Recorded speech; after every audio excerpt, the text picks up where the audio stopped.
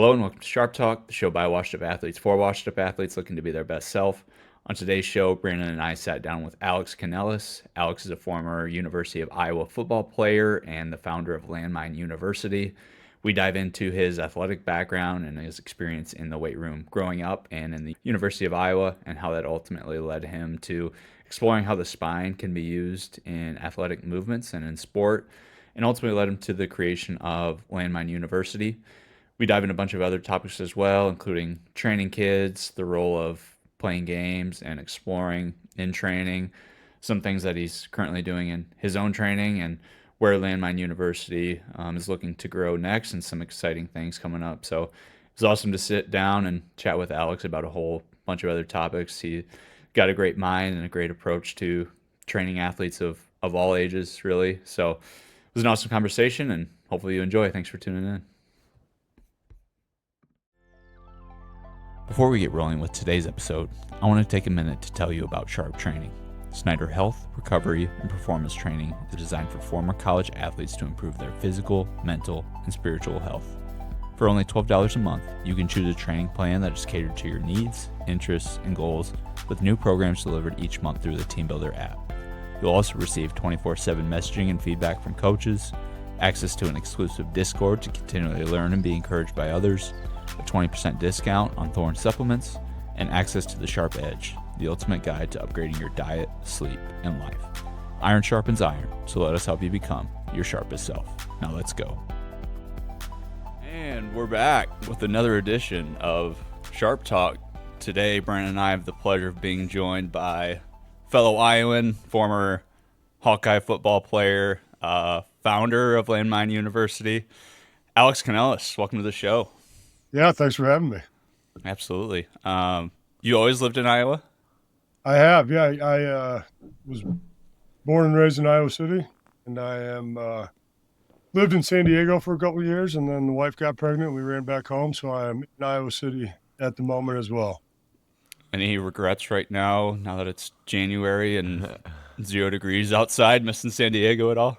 Man, I'm lucky. I get to go there next week, and then I'm jumping out to South Florida a couple of weeks after that, and then heading to Japan. So I try to travel during this time of year, but it's painful, Smart. man.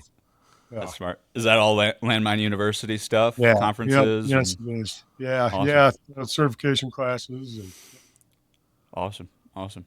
yeah. Well, if you want to get into just a little bit of a general background of who you are, and then we can just kind of branch off and see where the conversation goes. Yeah, for sure. Like I said, grew up in Iowa City, and lifelong Hawkeye fan. I actually committed to play at Iowa when I was a sophomore in high school. It's something that I always wanted to do. And then I, played football. I played my true freshman and sophomore year, and then ran into a couple injuries, and got right into internship with Coach Doyle in the weight room. That was just always, I think, my favorite sort of part of it. I always loved football, but in terms of the coaches that I had, built the best relationships with, that always seemed to be in the weight room. And so I really saw myself, in that space. And I interned with him for a while, and it was, at a point where, a lot of my buddies obviously were still playing, and it was kind of tough for me to be in there as a coach with guys that I was, living with. And so he helped me get a strength job at a local high school, Iowa City, Regina. And I ran the weight room and coached the offensive and defensive line there for 8 years. And we had a really great run. We were in 8 championship games. We won 6 in a row. Marv Cook was the head coach there, and Ed Hinkle was calling plays. And so it was just a bunch of former Hawks, and we had a ton of fun doing that. And then I got into some other stuff. I got into spinal engine theory and some different, ways to approach movement, locomotion, and that sort of took me down to San Diego. And I was in San Diego helping a guy named David Weck run his classes. He's invented the Bosu ball, and he's got some real interesting ideas about movement. And while I was there, COVID hit. And I sort of took what I had been doing with my athletes with the Landmine, which is really sort of a rotational alternative to the Olympic lifts. I'm sure we'll get into that. And I sort of turned it into a little system, a continued education platform. And, as rough as the COVID time was, it was good for me because it gave me some time to build. And, now I'm able to travel with that. I'm back in Iowa City. I work with youth athletes, which is my favorite, thing to do. And just, running a lot of the Landmine U stuff online. So that's just my background. I also grew up wrestling. I was a state champion in high school and was always really into that. And right now, a lot of my clientele are wrestlers, youth wrestlers all the way through college, and above. So that's kind of my niche right now in terms of my actual hands-on coaching is with wrestling athletes. Awesome. Yeah. Kind of a small world. My junior year, Westline played Regina in the state championship when Drew Cook, Marv's son, was quarterback. So they ended up getting us, but yeah, I remember that game very well. Yeah, that was a good team. That was a you guys had some monsters. Yeah, there's some monsters on both sides of the ball. Yeah, I remember for sure. You guys had a great running back, and then lineman who went to, I don't know, UNI maybe. Yeah, so we had his name. Phil Arndt would have been a senior, and he went to UNI, and then we had a kid, the Brinkman kid was a sophomore. Brinkman on the line, and his older brother was that running back. And, right. Yeah, they were both incredible football players for sure. Jared was a great wrestler as well. Yeah. Nice. So football, wrestling, growing up, any other sports that you were into? Not really, man. I always wanted to play football. And I think, ran into that in high school. I in junior high, you could play all the sports, and I played all the sports, and then in 8th grade, I really wanted to play basketball, but, people kind of talked me into this idea that they're going to recruit you for football if you can get really good at wrestling. So I did that, and it worked. But, I really wrestled all year. The interesting thing with football is that there's not always a platform to work on football all year. But when you get into wrestling, it's like, hey, here's what we're doing in the spring, and here's what we're doing in the summer. And so, I just sort of had that as a time killer. Also always just loved training and lifting weights and all that stuff. So, but yeah, football and wrestling were my two passions. I wish I could have played more sports. Looking back, I still love to play basketball for fun. And I think there's I picked like the two sports that you can't keep doing when you get old. That's the tough one. That's true. No one wants to play pickup football or wrestle around. So. That's my one small regret, I guess. Where did the love for the weight room and training, where did that kind of start? I think it was just sort of, I was always a big kid, and I think it gets ingrained into your identity. I mean, I think probably my first 100 compliments that people gave me were probably, hey, you're big and strong, and I just thought, okay, that's what I am. And I loved it, and I always felt like it was a good outlet. And like I alluded to earlier, I was lucky you guys probably experienced this too in college, that like your strength coaches it's just a different dynamic, and you really get to talk to those guys. And I really liked that. I just really enjoyed it. It was really good for me to, get into a place where I could do some physical, performance without all the pressure that came with, being out in front of 70,000 people. So it was just different. And it's just, that is also the one thing that, I can still do. So it's been great. I don't know. I just always enjoyed it, and I was always fascinated with the fact that like I could do something the next 2 months and change the way that I look, the way that I feel, the way I can move. Always fascinated by essentially performance training and human movement in general. Yeah, we can get into your own time at Iowa. I'm curious, with the football and wrestling thing, what do you think of Ben Keeter trying to do both at Iowa? I know he only wrestled this year, but that's out of this world to try and do both. It's interesting. It's interesting on a couple levels. First, like we have seen guys that didn't play football in college that end up playing professionally. Like, is it Stephen Neal or, there's been offensive linemen who, are world-class wrestlers and then can learn how to play football So, you know, I think theoretically it could happen. What I wondered about and what I think you're seeing happen right now is that because football is such a marathon, it's such a grind, especially for those positions up front, you know, where you come in as a freshman and you're really on the bottom of the totem pole, and oftentimes it takes 2 or 3 years to feel like you're in the mix. But I knew that he'd be in the lineup right away for wrestling, and all the good that comes with that makes it really probably tempting for a 19-year-old kid to just wrestle, right? Because I think that you're going to go back to the back row of the meeting room, you know, when it's football season, or you're going to, then all of a sudden it's wrestling season and little kids are asking for your autograph. So, you know, I don't know what his brain space is on it, but I do think if he can find a way to stick with it, he could be a great football player, you know, for us as a senior. But the success with wrestling, it's almost a deterrent. I think it's really tough. I don't know. We're going to see. We'll see. But I was not surprised when I heard that he was going to focus on wrestling because it just – and it's one of those sports where, you know, it's just such a time commitment. Like it's tough to take the whole fall off of wrestling and then jump back out and compete. They are back-to-back seasons and they overlap. So it is, you know, it's just tough. When I was in college, we had a guy, McLaughlin, who did it, and he was a walk-on, and he was in the lineup for wrestling, and he played, you know, mostly special teams for football. And I think that was a little bit of a different scenario because he wasn't on scholarship, and, you know, the football coaches were okay with him missing stuff. And he did it, but I think there's a difference there just in terms of, like, the kid, if he can find a way to stick with it, he's gonna play a tight end on Sundays probably, right? I mean, he's in the right place to just, you know, to do that. So I don't know. We'll see. He's a super impressive athlete. He's a tall kid. He moves really well.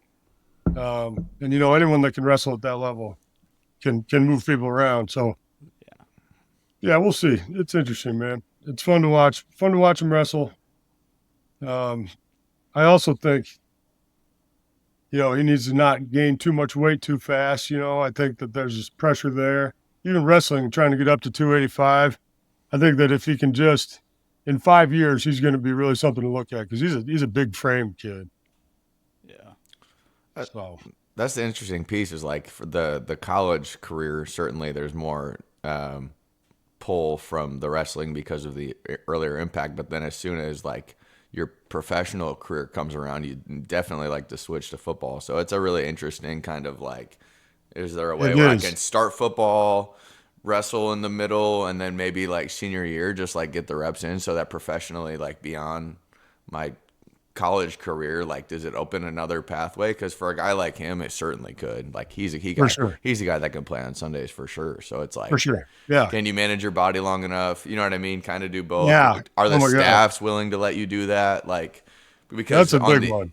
There's life-changing money that's not that far away if you can make it happen. So it's really fascinating. Nowadays it's like there's life-changing money. There's life-changing money for him these kids already. Graduating. Yeah, it's crazy. It's crazy. That's true. You guys never got in on any of that, did you? I know they like back paid to like 2016 or something, didn't they? Yeah. So I fall into that category. Okay. So that's nice. I look did forward. Did you get some money? I hopefully I will like. You're going to March, April. So it's always weird with those things. Like if it gets pushed back again, you know what I mean? So yeah. Yeah, it's just not mad about that. I am. Yeah, I should be. You should be. You know, it's like, man, where was all this money? Was all this money there that whole time? That's what blows my mind. It was there. Crazy. What years were you at Iowa? So my true freshman year was 06, 07, and then I played 07, 08. And then, and then I was interning the next year. I'd run into some head neck injury stuff that was it got a little bit scary real quick and decided to hang it up, which I do not regret. And I had a lot of people pushing me to hang it up, but I'm healthy now, which is a huge blessing. Yeah. A lot of the same staff, I'm sure, that are still around today. Dude, I think probably, most all of them, right? It's crazy.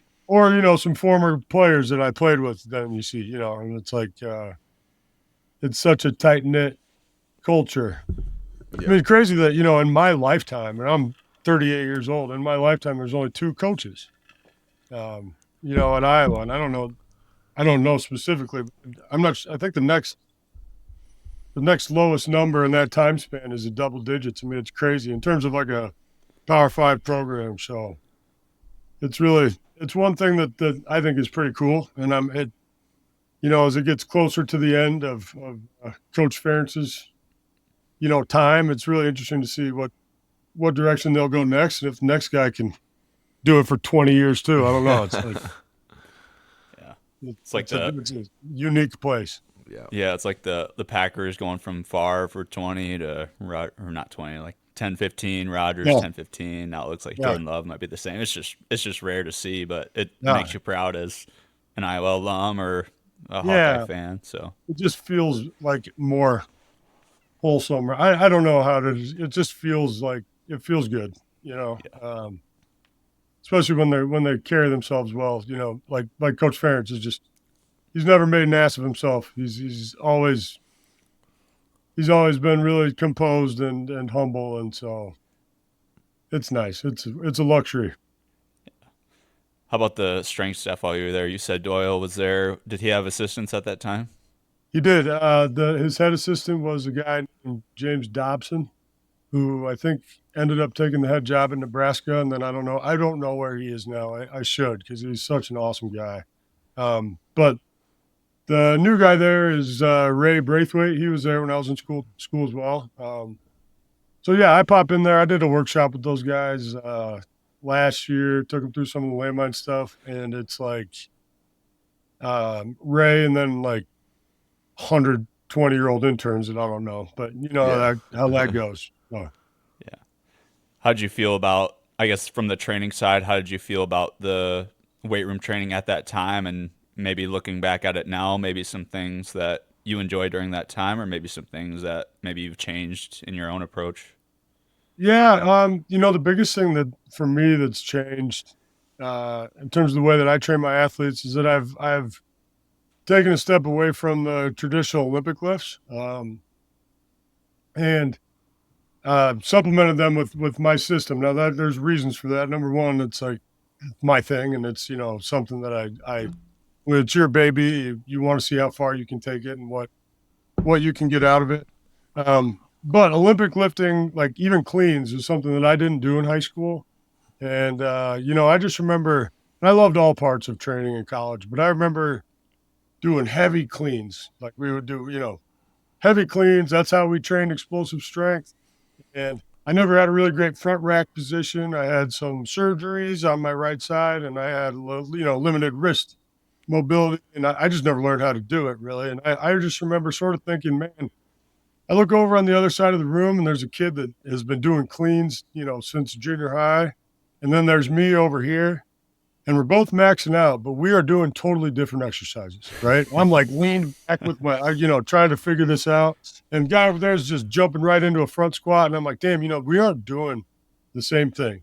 So my one thing that I would change would be, hey, either teach us how to do this, right? And maybe don't max out, or don't go so heavy with it until we actually learn the mechanics, or give me something with a lower barrier of entry that also, accomplishes the same goal, which is explosive triple extension, right? So, for me now, we're doing cleans rotational. So it's rotational pattern through the trunk. We do it with forward intent. We do it with the landmine. So it's all on the balls of your feet. You're driving forward the whole time, and we can load it, but it's also much more accessible. The positions are more accessible, and we've got a system that I think makes it really easy to learn and at least get everybody on a standard level where we can load it. You can load it as aggressively as you want because the barrier of entry is a little bit lower.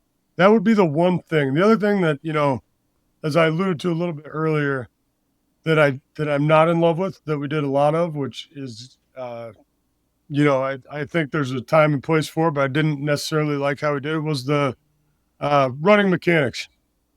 And that's one of the things that got me into this rabbit hole that I'm in right now. was that when it was time to work on running or teach mechanics, it was always brace your core in neutral. It was always don't rotate, don't side bend, and you do like these 90-90 arm drills where you're trying to stay braced like you would for a squat or for a clean. And it didn't feel like running, and then you watch the guys and you watch the guys that are really fast, or go back and watch Deion Sanders, and they're rotating and they're running with, if you actually look at what's going on in their trunk and their spine, the fastest guys are rotating the most and they're side bending the most. And actually, when you watch some of these old cat strength coaches, they can't run at all because they have over braced themselves. They're constantly in neutral. And that was a big thing for me. It was that, man, I need to get to the bottom of this. What's the best way to train this? Is this figure eight that we're running with our spine, this rotation, is this something that we can teach? Is it something that we should just let happen naturally? But one thing I'm not going to do is tell my guys to brace their core neutral and do 90-90 arm swing drills. So that combined with the Olympic weightlifting, those are two things that I really became disenchanted with. I felt like they were the running mechanic stuff especially was just kind of a waste of time. And that those are big influences for me. That being said, everything we did there was super organized, scientific, competitive. Coach Doyle is one of the best to ever do it. And I loved everything about it. Those were just two things that I would maybe, change a little bit. Sure. Yeah. Similar thoughts, Brandon? Your own time there? Yeah, almost. Yes, for sure. Like, exactly. Especially on Yeah. the sprint thing, because I had I had my knee issues, which I think is a lot of the probably, getting to the bottom of a power clean where my knees are touching, you know what I mean? Trying to hold on to some weight, especially in a max out situation. But then also I dealt with a lot of hamstring stuff, and I feel like the inability to rotate was probably a factor in For sure. me being stiff or not moving as fluidly as I probably should, especially at a top speed. And I don't know. I felt like that was just something that I couldn't get rid of, and it felt like it was probably in the way that I was doing things, you know what I mean, or being taught to do things. So those are the two biggest things that all I you're doing is face. conditioning yourself to do something over and over. Interesting thing for me was I got to college and we did a standing vertical jump. And this is an example I always kind of give in terms of the SAID principle, or really, specific adaptations, is that you get really good at the stuff that you do, but that doesn't necessarily guarantee carryover. We would jump on those jump mats. We would test our vertical. And when I first showed up, I think I jumped like a 31. And then we went through the first full off season, all that stuff. And I had gained weight. I was up to 285 and I jumped like a 38. And I was like, damn, this is awesome. And as soon as that happened, I headed to the field house because I was about to go dunk some basketballs, because I could dunk a basketball when I showed up. And now I thought, damn, dude, you added 6 inches to your vertical. I'm going to go hit some windmills now. I'm going to be flying. And I got there and I couldn't dunk the fucking basketball. And it blew my mind. It was like I had lost something in the way that you approach and rotate with the ball. And I just didn't jump the same way. I could jump standing still off 2 feet, straight up. I could do that. But as soon as you added the, just another little athletic element that now you have to run up at the hoop with the ball. And I always dunked off 1 foot. And it was like, man, I feel weird jumping off 1 foot now. Why does this feel so weird? Part of it is you've gained 40 pounds, whatever. But it was just a real light bulb moment for me that you can't just test a standing vertical jump and expect your athletes to start jumping better. Not that it's bad to increase your standing vertical jump, but I had lost something along the way there. And I always found that interesting. It was one of the experiences that I'll never forget, and that had me kind of scratching my head in terms of all right, how would there be a way where I could achieve those numbers, or maybe a little bit less, but also increase my ability to jump off of 1 foot or do something a little bit more athletic? And, when I was at Regina, one of the best things I ever did was we had a huge weight room, an awesome facility. We dragged in a couple of adjustable basketball hoops. And instead of, when it was time to, record your jumps, or even when we were working just regular jumps in the middle of the workout, we did a lot of dunking. And I let my athletes sort of use that to set their PR. So they would all have a max dunk for height. Even the linemen, if you can dunk on 8-foot hoop, that's your PR. If you can get 8 foot 1 inch and dunk that, then you're jumping higher. And when we started doing that, we went from having one kid in the school that could dunk to just 1 year of that program, and we were up to 8. And a lot of it was just how do you go at the ball? How do you go at the hoop too? Like, how do you handle the ball? A lot of kids can't do that at all. And obviously the basketball players took to it the most, but I'm still at a point where it's like, all right, you show me this big football guy, and I want to know if he can dunk a basketball. I don't necessarily want to know his vertical jump. I want to know if he can dunk a basketball. You show me a big 300-pound guy that can throw down a basketball, that's impressive. And to me, that's a better measuring stick, just because it's a little bit more athletic, and there's just more parts to it. So, I'm not a basketball player, but I think that there's something to be said for that. And then you look at some of these, like, man, I don't know if you ever watched like those professional dunkers, but dude, they are some of the best athletes on the planet. It's crazy what they do. Yeah. And you ask them how they work out, and they're like, I just like go to the gym and dunk for a couple hours. Like, all right, that's a great stimulus, obviously. So I'm always, fascinated by that. Yeah. I don't remember what we were talking about originally. Yeah, that's like a great tangent. And like, I'm a meathead. I love the weight room, but like that opens your eyes, something like dunking, where it's like a combination of forces. It's vertical, but also like horizontal and vertical and rotational if it's one leg. And that's just, it's hard to simulate in the weight room. With ball too, right? And if you watch these guys dunk a ball, or you watch Michael Jackson or Michael Jordan, there's these huge swooping movements with the ball, and they're rotating a lot. What you don't see is a guy hold the ball in the middle and run up to the hoop. You know what I mean? It's like, it forces you to rotate. It forces you to coil your core. And, for me, that was also another thing where I was like, man, we're not replicating these patterns in any of our lifts. And that was big for me. It's like, okay, if every single lift involves your truck bracing in neutral, then the more you lift, the more you're going to be stuck in neutral. So I love lifting, and I wanted to build strength, explosive strength. And that's where the landmine thing came from, is that, all right, can I layer a rotational pattern into a split jerk? So instead of just pushing the bar, now my trunk is working, and I'm using a punching mechanic. I'm actually rotating and side bending at the same time. And the landmine's been really great for me because it's opened the door to the fact that there's nothing wrong with layering these patterns into your strength training. And it's really allowed me, I think, to develop a much more balanced approach for athletes or anybody who's just trying to feel good. Yeah. Yeah. I think golf is a good example too. Like in college, I was, 235 and pretty strong at that time. And we had a great college at Northwestern College, a great S&C program, but it was still, it's weight room based. It's a lot of bracing, and I still couldn't hit the golf ball very far, even though I was big and strong at that time. And now I'm 50 pounds lighter, 185, and not nearly as strong, but it's more of that rotational, and it's knowing how to use your spine. And it's cool, like I can hit the ball 20 yards farther now, and just being able to move better. And it's cool to see just how that transfers, just working back from the sport. You can apply that to any sport and just apply that to your own training.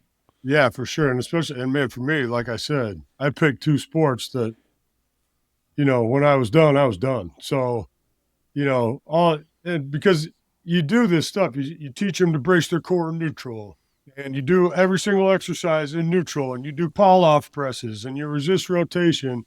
But then we also did so much athletic stuff too. You do your competitive drills, you sprint, you push the prowler, you play football, you do all these things that require all this mobility, but it's not directly addressed in the weight room. And then you get done playing football and you just start living in the weight room. And, and that's when I got right into powerlifting. I was good at it, and I loved that. And so I got into it hard. and realized that like I was stiffening up. I started to get that strength coach waddle, and it was hard to get up the stairs. And it was like, man, I'm not moving my spine enough, essentially. And you get to a point where when your spine's not in neutral, you don't feel comfortable. You don't feel strong. You don't, you're not as good in a fight. You're not as good in a wrestling match.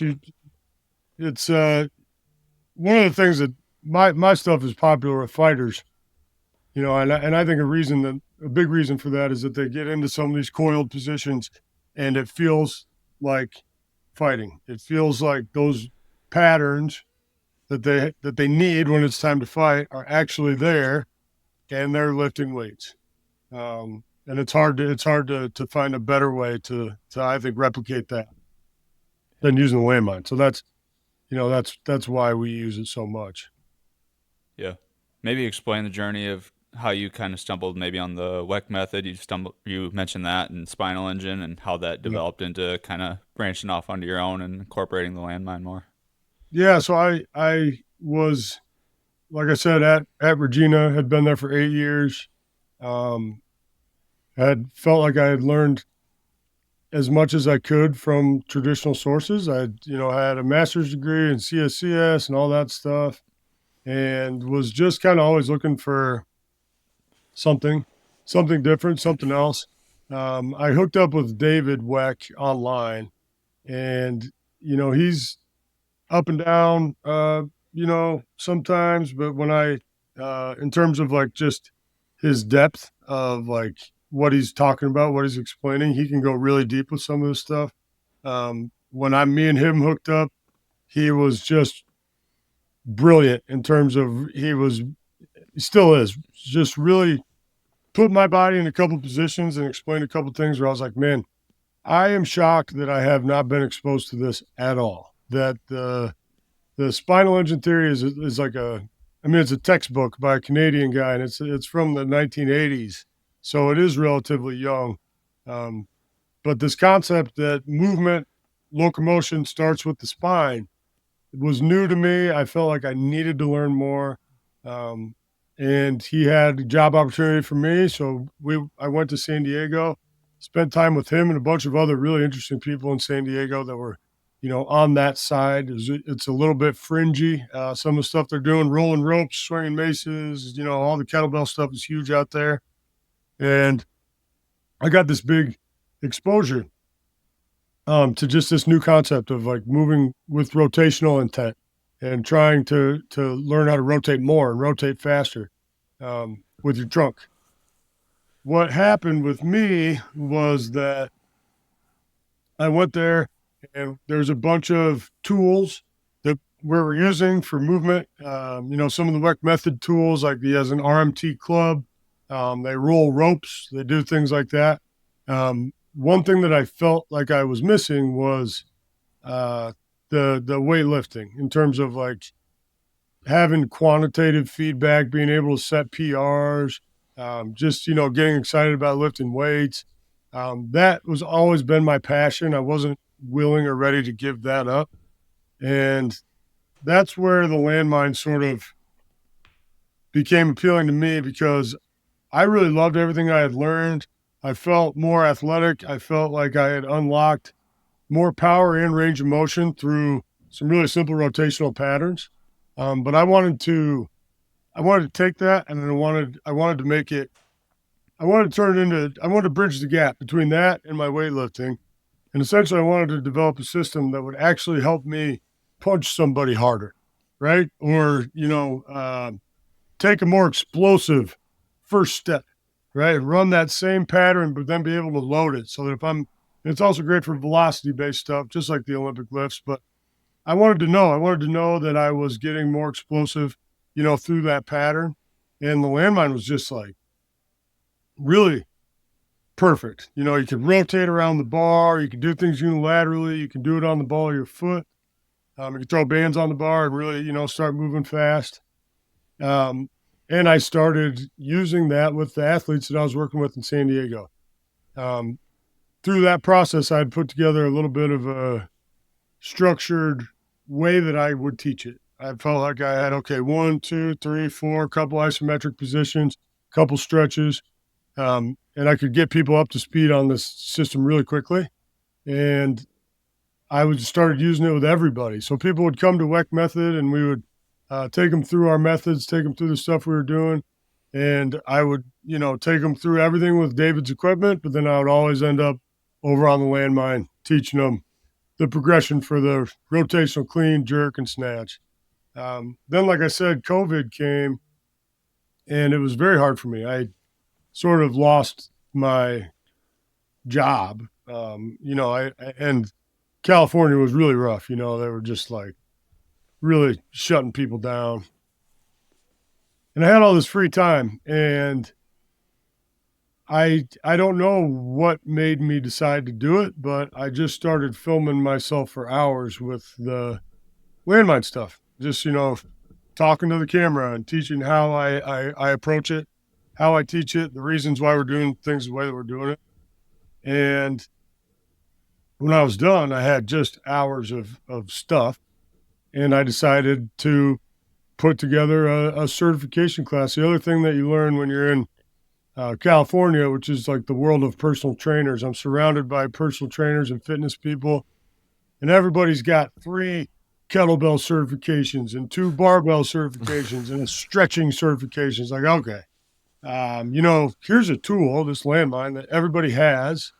It's super easy to throw into your gym and set up, but there really wasn't anything, about it in terms of continued education. There was no one who had put together a system for how to use it optimally. And I just thought, you know what, I think I could sell this. And, I had my first certification class. I just did it for free and invited a bunch of people who were either, influencers or successful coaches and trainers in the area. And I got really good feedback, and I've just really been leaning into it ever since. That's awesome. I had done some landmine Olympic stuff like in college or beyond college. We actually did it with snatches. We had power blocks, so we couldn't do it Sure. with dumbbells. So we would do it facing the side, and catching it kind of off to the side. And I was a huge fan of it, just being able to like rotate into it a little bit and catch it Yeah. that way. But like I had like a split jerk, doing it with one hand. I felt like I had to brace, and that was the limiting factor, was like not being able to rotate, or both hands, and then like kind of lower body limiting factor, or just being able to hold it. And then Yeah. I stumbled on your stuff and being able to incorporate that other hand and rotate into it. And I feel like there's not that limiting factor. Is that something you kind of created yourself, or did you see that somewhere else, or what was the foundation of your movements and creating those? Yeah. So initially it was, like I said, getting into this concept of the spinal engine theory and, the way that your spine works. And one of the things that David was really into is coil and core training. So instead of being braced in neutral, let's see how far we can get out of neutral. Let's see how short we can get our lat and our oblique on the same side. And I was constantly trying to find those positions with weights. And, you could do it with the kettlebell, you can do it with a dumbbell. There's obviously a lot of calisthenic stuff you can do where you're finding those positions. What I really fell in love with the landmine was that rotation of the bar. So I can start square, and just by rotating the bar, right, spinning that bar, I can get my body into the most coiled position that I've ever felt. My lat and oblique are packed on that side, shorter than I've ever felt them before. And now I can find the opposite side. The other great thing with the landmine was the fact that the bar moves up, it also moves slightly forward. So it's advantageous to be on the ball of your foot and to be in an aggressive spine and shin angle, which is another thing that I think really good coaches are always trying to train through. It's become really popular lately with the, knees over toes and all these other guys, shooting their knee forward. I liked it because it put your knee forward, but it did it because you were pushing for, it wasn't forced. It felt really good to train that way. And, that's essentially where it came from. I was doing coiling stuff before, but I hadn't really done a ton of stuff with the landmine until I really leaned into it because it sort of checked all these boxes for me. That I could find those coiled positions with the landmine more effectively than I could with other tools. And it's also, it's a pro and a con, the strength curve with the landmine, because it does get lighter towards the top. And a lot of strength coaches will say you don't want that because as the angles get easier, you want it to get heavier. You don't want it to get lighter. But what I found was that, especially with people who weren't used to moving explosively, that effect actually helped their body move faster. And then we just put bands on the bar and the problem solved. So, actually, I fell in love with the strength curve side of it because it lends itself to explosive movement. You're almost throwing it because it's getting lighter as you go. And I like teaching it like that. And then I like throwing bands on to get a little bit more of a stimulus. Yeah, you hit on it too. I think the underrated side as well is just being able to get your heels off the ground for a movement Yeah. like that. I think everything in the weight room is so heel pressure based, and that's just not how sport is. So being able to get up on balls of your feet with the forward lean, I think it's just hard to replicate with other Yeah, movements. man, I remember I came back to town and I was going to, volunteer my time at Iowa City West, which is where I went to high school. And they do a great job. And this, the coach is awesome. He does an incredible, just got like over 100 athletes in the weight room, which is, it's tough. And I went in there and they were doing, I think they're doing squats that day. Maybe they're doing cleans, maybe they're doing single leg squats. But in my head, I just started, taking note of how many times their coaches were saying, get your heels down, get your weight on your heels, got to be on your heels. And I just don't know, that was like the number one cue that I heard. Get your heels down, get your weight on your heels. And that's fine because, obviously that's the proper way to squat. I love squats. There's nothing wrong with that. But when every single exercise involves you telling your kids to get their heels on the ground, then they get out on the field. And that's the last thing you're going to tell them, right? Is to keep their heels down or get on your heels. Like it's just interesting because the disconnect is that strength and conditioning, originally was athletes paying weightlifting coaches to help them get stronger. And they got them stronger the way that they got stronger. And that means a lot of throwing your butt back onto your heels. That's just part of weightlifting. And there's a real disconnect there, I think. And it's nice to have a system or at least a couple exercises where the cue can be get on the balls of your feet as opposed to get your heels down. And I also fell in love with that with the landmine was that, now I'm telling guys to get their weight further forward on their foot, which is, theoretically just going to produce more carryover when it's time to actually run and sprint, which is something that you do on the balls of your feet. So, or jump, or anything really that we do. And it's like, it's also another thing I think that's appealing to the fighters is that like having your heels on the ground is one of the worst things you could do if you're a boxer or if you're a grappler. You always want to move on the balls of your feet. And I really love the fact that we can, cue that repeatedly with the landmine. And it's very unique in that aspect because most exercises, you just want more surface area on the floor. Like if you're pushing something over your head, usually you want your foot on the ground. So, yeah, I've always loved that about it as well. Well, it's crazy. Like even as a defensive back, like the second you're really beat is when you roll off your heel. You know what I mean? Yeah. So it's like it's so funny that yes, the worst thing that can happen to you if you're pedaling in a half is to roll one off your heel, and Yep. that's what you're doing. Spending the cue you're hearing the most in the training room. It's fascinating. Like those It things is. It's just don't make interesting. sense. That they're opposites. They're literally polar opposites. They are. And I like, to me, that just Yeah. itches me. I don't know. It just itched me. I'm just like, all right, I don't know I don't know what I think about this, but Mhm. so yeah, the landmine for me is just, I'm in love with it for a lot of reasons. That's a big one. That's one of our main principles is forward intent. If we're going to use this tool and it's in front of you, let's drive forward into it as hard as we can throughout the entire movement so that when I'm hitting my clean, if you made the bar disappear, I would shoot forward. And it will feel more like a broad jump than a vertical jump. It will feel more like bounding than jumping straight up and down. And so, yeah, that's to me a no-brainer advantage. I think I worked at the college level as a strength coach for a few years, and I think that's the best thing you can do is just being open to different approaches.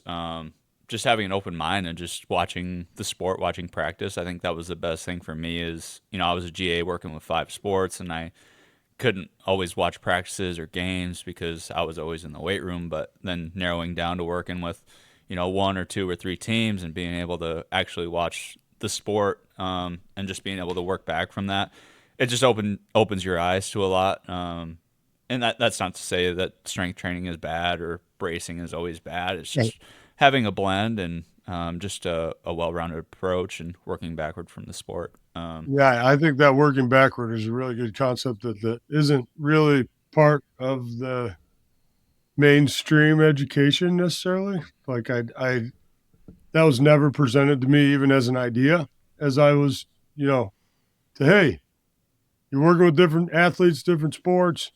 Doesn't have to be sport specific, but what are the positions that are getting them in trouble? And what are the positions that can turn into an advantage? And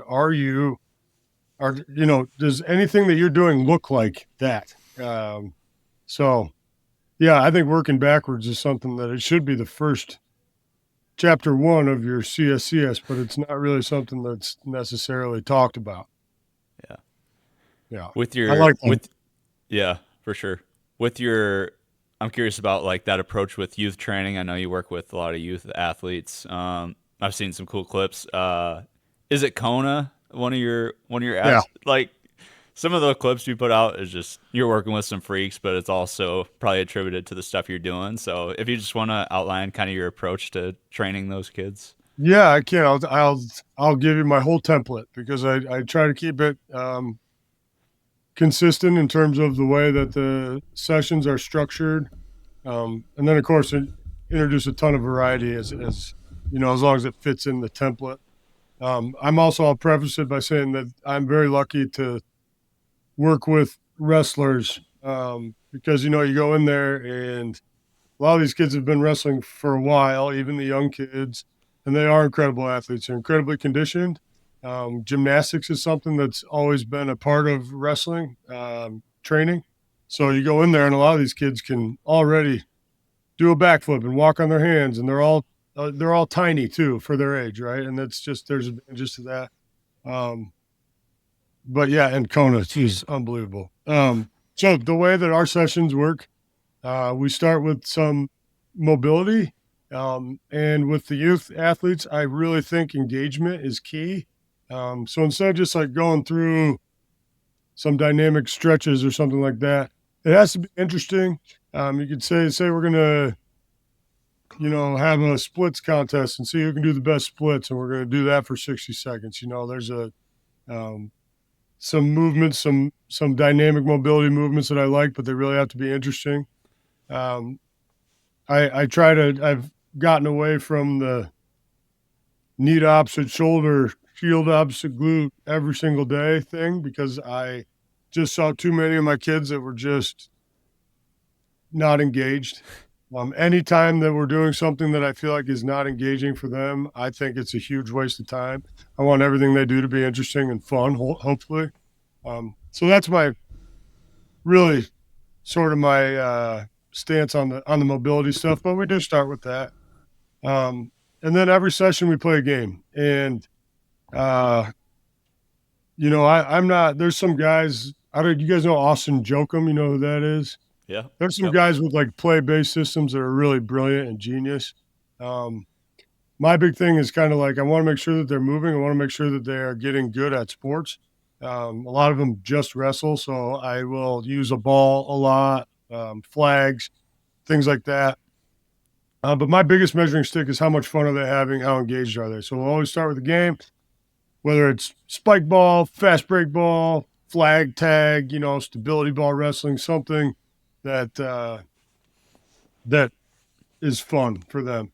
When we get done with that, we always do competitive sprint work. So I have, with the young kids, really shied away from doing any mechanics drills in turn for speed work. What we do is we race. We race every single day, and it's, different races or obstacle courses, or maybe it's a crawl for speed one day.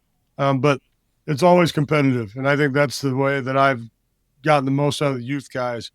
It might be better if I could clock them and let them compete against themselves. I think in an optimal situation or with older athletes, I would do more of that. But we usually just race and call out who wins the race. And we'll do like 6 to 8, 2 to 5 second efforts. So we do mobility, we play a game, we do competitive sprints, and then we get into what is our main lift.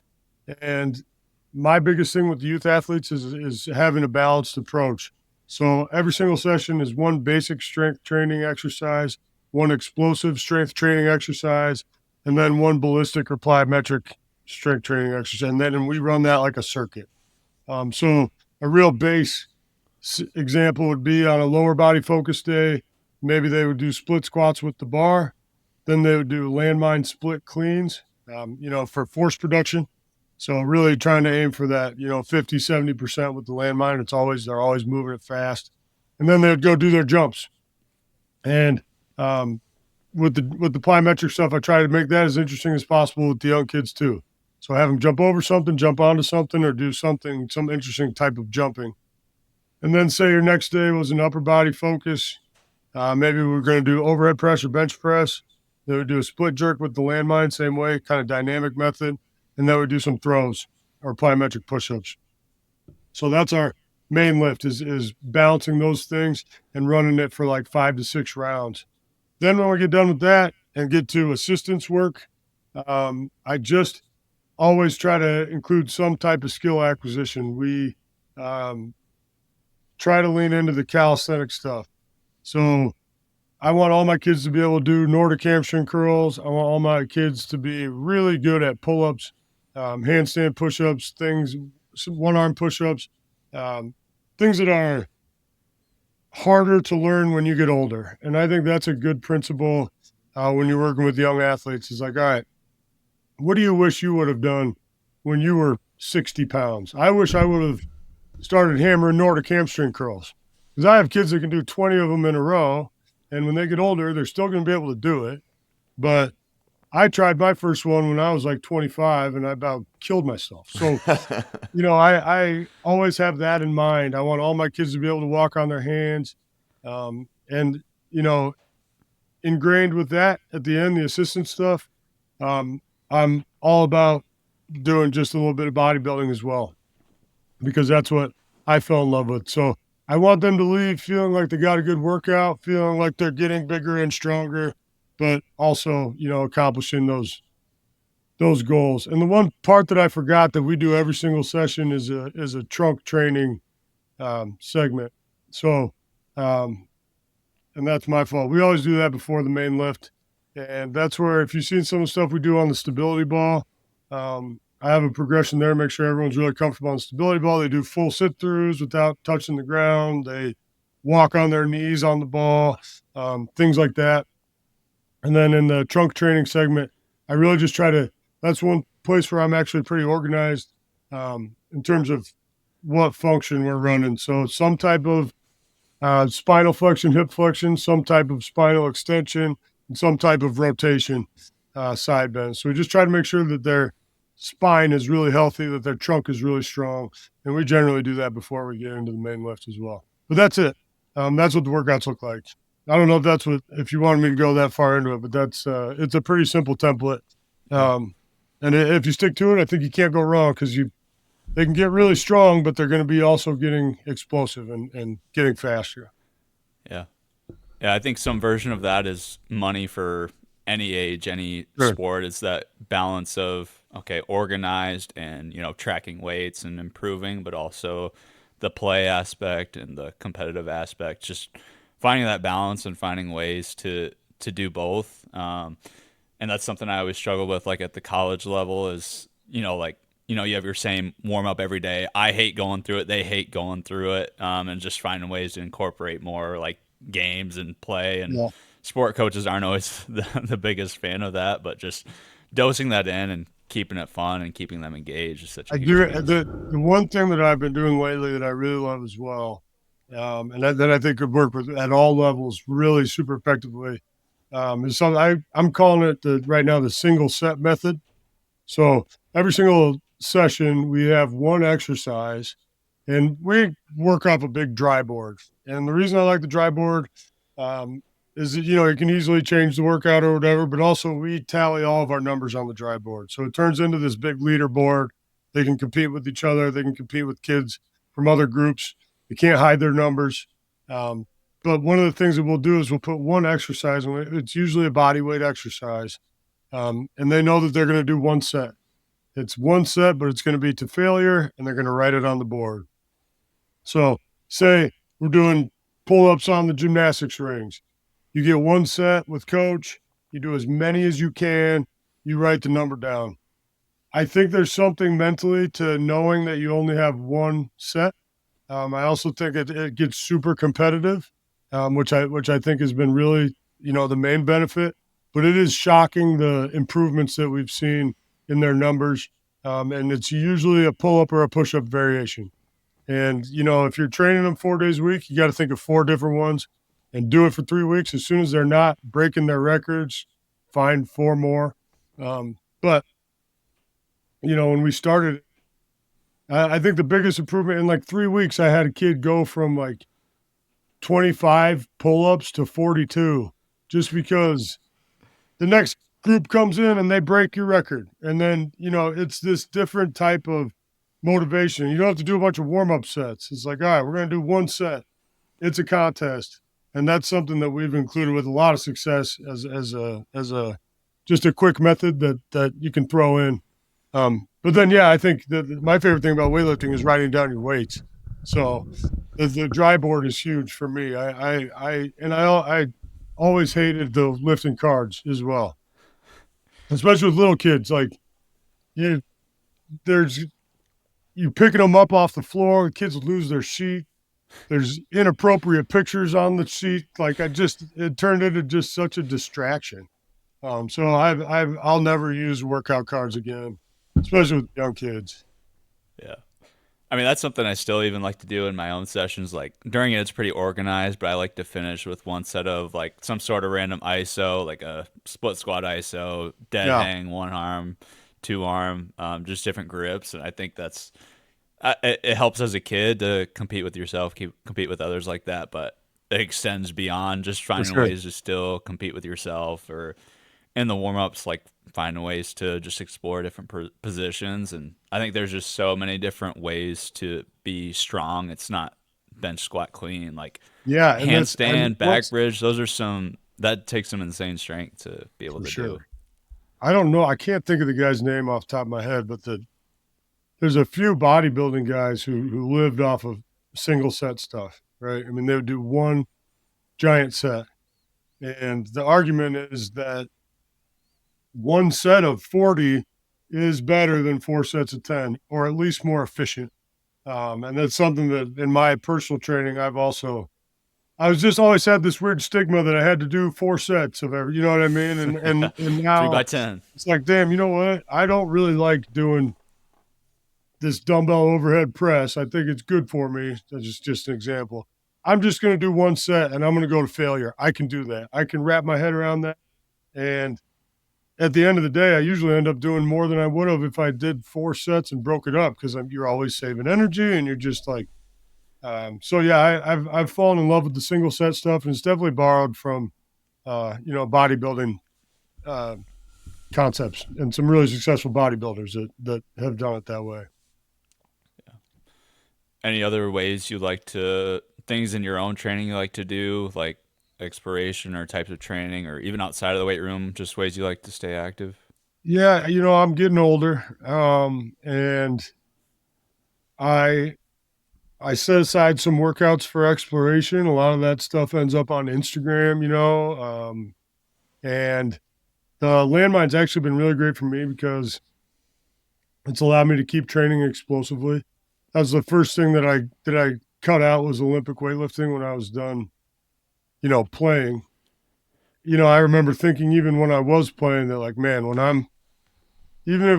I go pro, right? That was my thought at the time. When I go pro, I'm never doing another hang clean, right? Or, I'm like, I can't wait to never do this again.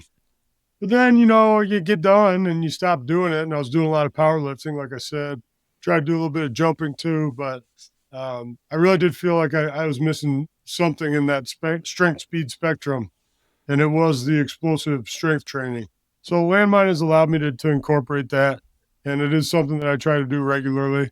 I still run a sort of a West Side style upper body day a couple days a week. I've always loved that. When I first got into weightlifting, it was the West Side Barbell VHS tapes. I mean, I lived for that. I lived for the magazines. That stuff has always been, near and dear to my heart. And so I still do that. I still speed bench with the bands and chains. I still do a max every day. I feel like I can. It doesn't bother me too much. My lower body stuff, I don't put a lot of heavy weight on my back anymore. Mainly just, I've got 2 kids. I've got a 2.5-year-old. I try to take him to the trampoline park like 5 days a week. And it's like just the best. I think that's one thing that I wish I had done when I was 2.5. Like, it's crazy what he can do on these trampolines. But every time I go to like hit a leg day, I'm always thinking, man, I got to save some energy because I'm going to be on the floor a lot and I'm going to be jumping with him. So, there are areas where I've definitely backed off in my own training. But, I do it because I enjoy it. I'm also not very organized with my own training. Spend all this time programming and planning what you're going to do with, athletes. And it's just like, I don't want to plan anything. I just want to get in there and do what I feel like doing. And really, that's been sort of freeing for me, is that I don't feel like I need to do anything specifically. And that allows me to train harder because I'm just doing it because I enjoy it. And I think that should also be kind of the end goal when you're working with, especially like a youth athlete. One of the things I want them to do is really fall in love with that room and just with the way that they feel when they do it. And my hope is that someday they're all just going to keep training, and they're going to do it because they enjoy it, not because they're necessarily trying to achieve some athletic goal. And I know you guys have probably seen it with a bunch of your friends, but it's like, man, it seems like when competitive athletes get done, they either get super hard into fitness or they just stop exercising completely. You know what I mean? And it's like that they associate that with football or with, and I am always wary of that, trying to, not make everything about we're doing this so that you can win wrestling matches. It's like, we're doing this because it's really healthy for you. And I hope you continue to wake up in the morning and exercise, even if you never wrestle again. And I don't even really remember how I got on that tangent either, but it's, I'm very unstructured in my own training, I guess, if that was the question. I keep my bench days pretty structured because I enjoy that. But I'm not as strong as I used to be. So, there's that too. Yeah, I think that's an important aspect, though. What you brought up is obviously we have an obligation to the athletes we work with to, make them better at their sport and show them results, but also like helping them fall in love with it, hopefully, or just find things that they like so that it can be a lifelong thing instead of, there's athletes who really hate it and there's coaches who make them hate it even more just because, it's yelling and just not making it a fun environment to be in. Some people thrive in that, some people don't. So just each athlete just finding ways to gamify it, make it fun, make it competitive, and just having that long-term vision of making it a lifelong pursuit of health and fitness and moving. I think that's a huge responsibility that gets overlooked. Especially if you're working with youth athletes or, someone who's not, when there's no money involved in terms of their sport, right? It's not paying for their school yet. It's not, they're not getting a paycheck.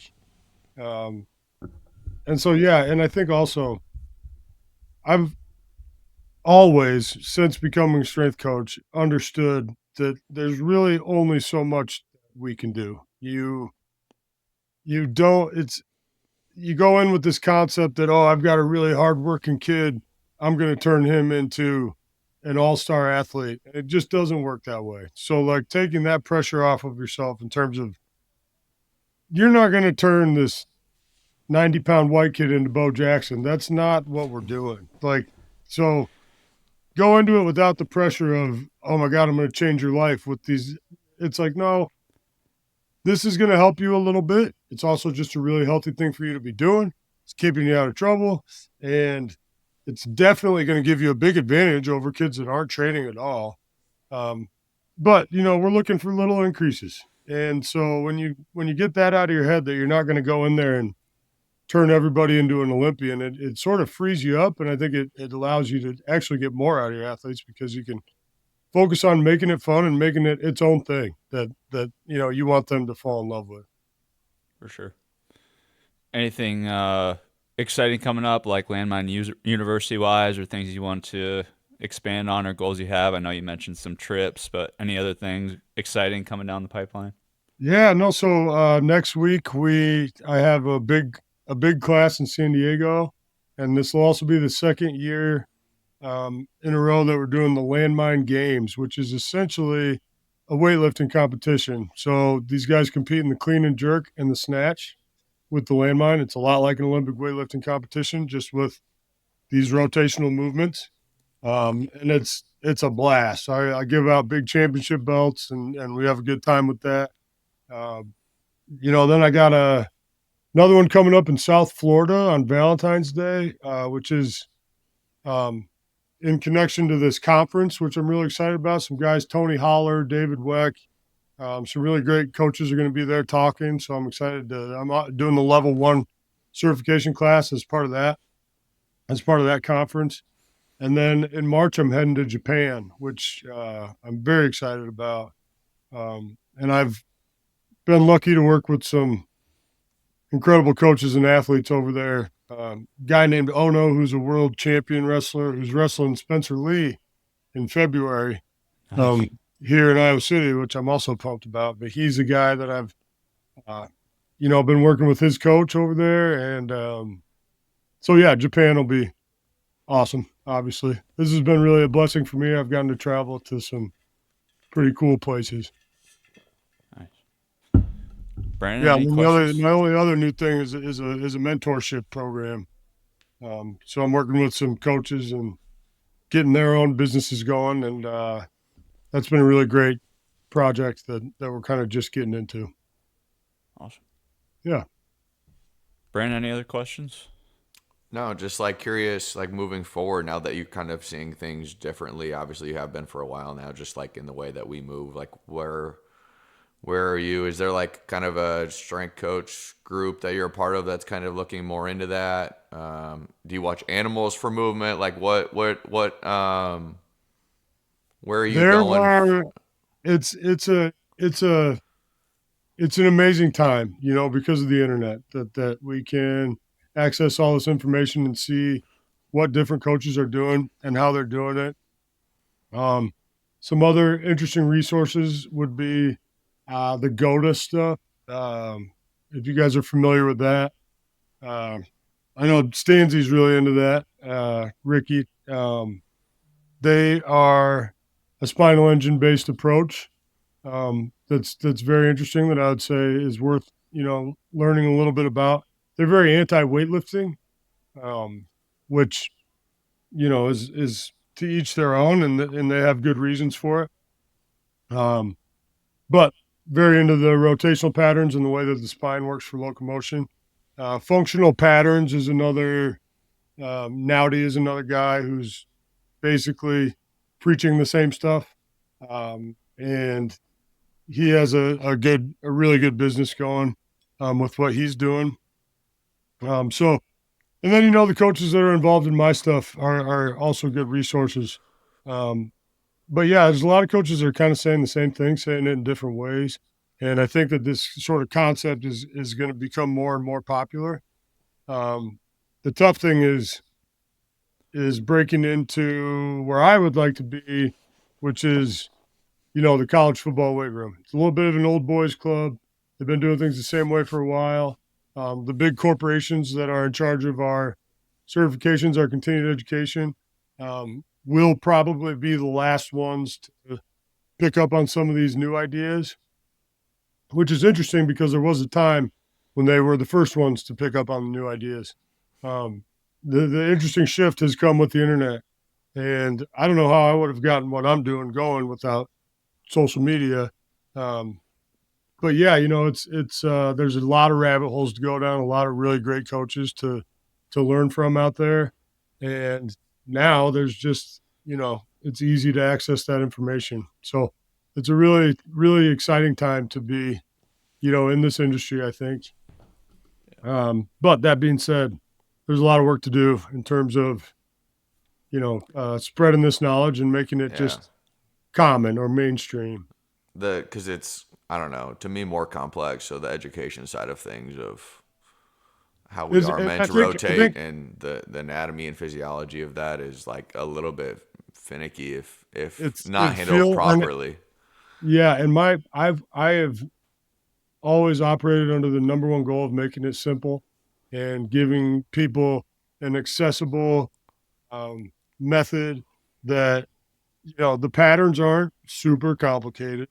We can learn about it, train through it, feel it, without going into like math and angles and but I do think initially it feels, and I felt that way as well, it feels like, am I getting into something that's more complex than just telling people to brace their core neutral all the time? Like, well, maybe it might feel that way at first, but it really doesn't need to be complex. It doesn't need to be overwhelming. It's really just like, hey, let's change this and this. Let's get rid of this drill because it doesn't make sense. And to me, it's really more about trimming the fat and making it, accessible. I've got a lot of coaches that know nothing about biomechanics, but learn the system and teach the patterns. And it's just a good little addition to what they're doing. I'm also always careful to steer away from being too dogmatic or telling people not to do certain things. Yep. Just sprinkles some of this in there and you might be surprised with how you feel. Yeah, for sure. For coaches, athletes who, maybe haven't heard of this stuff, wanting to get into it, learn more, obviously you have your Instagram, social media, some courses, any other resources that you have for coaches wanting to dive into this? Yeah, I have an ebook, which is sort of operates as an in-depth manual of the movements and the positions. That's a super cheap way to get involved. You can always copy stuff you see on Instagram. Then I've got a virtual certification class and also some sort of more entry-level stuff online. That's a little bit cheaper as well. So you can find all that stuff through my Instagram or just through landmineuniversity.com. The best way to get involved is always an in-person class, but I'm trying to travel a little bit less now, so those are a little bit more few and far between. Sure. Yeah. Well, we'll let you go. We appreciate you hopping on with us and just talking some football and lifting. We'll have to do it again sometime. Yeah. Yeah, absolutely. We look forward to that. Maybe we can get Jane to join us next time, but he's a busy guy. We'll find a time. But thanks again for hopping on, and until next time. Sure. Thanks, guys. Thanks for listening to the show.